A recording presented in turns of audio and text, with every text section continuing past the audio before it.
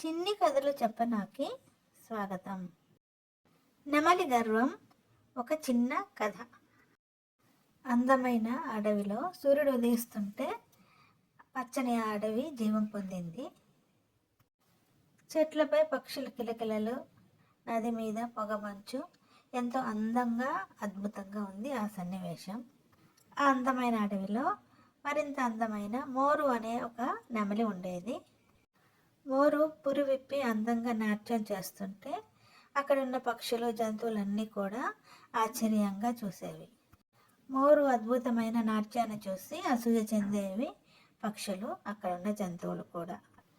మరికొన్ని మోరు దగ్గరికి వచ్చి పొగిడేవి. ఎంత అందంగా నాట్యం చేస్తున్నావు, నీ అంత అందంగా ఎవరు చేయలేరు, నీ అంత అందంగా ఎవరు లేరని పొగిడేవి. ఇలాంటి పొగడ్తలకి మరింత గర్వం పెరిగింది నెమలికి.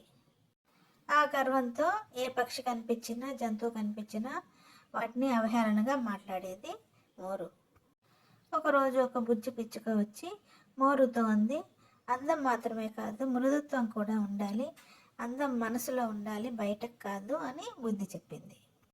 మోరుకి అలాంటి మాటలు తలకెక్కలేదు. పైగా చూసి చిన్నగా నవ్వుకుంది. ఒకరోజు అడవికి 2 కొత్త పక్షులు వచ్చాయి. చక్కగా ఆ చిలకలు 2 అందమైన గొంతుతో పాటలు పాడసాగాయి. అక్కడున్న పక్షులన్నీ కూడా చిలకల్ని ప్రశంసించాయి. మోరుకి అది నచ్చక అసూయతో మరింత అందంగా నాట్యం చేయడానికి, మరింత పురి విప్పి రెక్కల్ని పెద్ద చేస్తూ తన ప్రతిబింబాన్ని నీటిలో చూపించడానికి ప్రయత్నం చేసింది. ఆ ప్రయత్నంలో మట్టి మీద నుంచి జారిపడింది మోరు.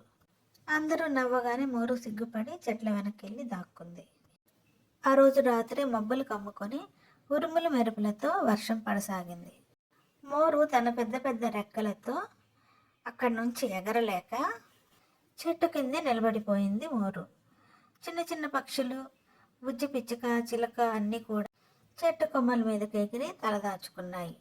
వర్షం తగ్గాక బుజ్జి పిచ్చుక మోరు దగ్గరకు వచ్చి, మోరు, నువ్వు చక్కగా నాట్యం చేయగలవు, అందంగా ఉన్నావు, కానీ నీ రెక్కల బరువు వల్ల నువ్వు ఎగరలేకపోయావు.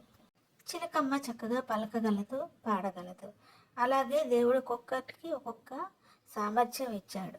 కాబట్టి అందం మనసులో ఉండాలి, గర్వం ఎప్పుడు కూడా మంచిది కాదు అని హితవు చెప్పింది బుజ్జి పిచ్చుక మోరుకి. మోరు సిగ్గుతో, అవును, నువ్వు నిజమే చెప్తున్నావు, దేవుడు ఒక్కొక్కరికి ఒక్కొక్క అందం ఇచ్చాడు, నేను గర్వంతో ఏది తెలుసుకోలేకపోయాను అని సిగ్గుపడింది మోరు. వర్షం ఆగి సూర్యుడు రాగానే మోరు తిరిగి రెక్కలను విప్పి కొత్త ఉత్సాహంతో నాట్యం చేశాడు. ఇప్పుడు అతని నాట్యంలో గర్వం లేదు, ఆనందం ఉంది. కొన్ని రోజులకు అడవిలో ఒక ఉత్సవం జరిగింది. పక్షులు, జంతువులు తమ నైపుణ్యతను చూపించసాగాయి అక్కడ. మోరు కూడా చక్కగా నాట్యం చేసింది. అందరూ ప్రశంసించారు, మెచ్చుకున్నారు. ఆ రోజు నుంచి మోరు అందరితో ప్రేమగా ఉండడం నేర్చుకుంది. గర్వాన్ని పూర్తిగా వదిలేసింది. నిజమైన అందం మనసులోనే ఉంటుందని నేర్చుకుంది మోరు. ఇలాంటి మరిన్ని చిన్ని కథల కోసం do like, share and subscribe my channel చిన్ని కథలు చెప్పనా.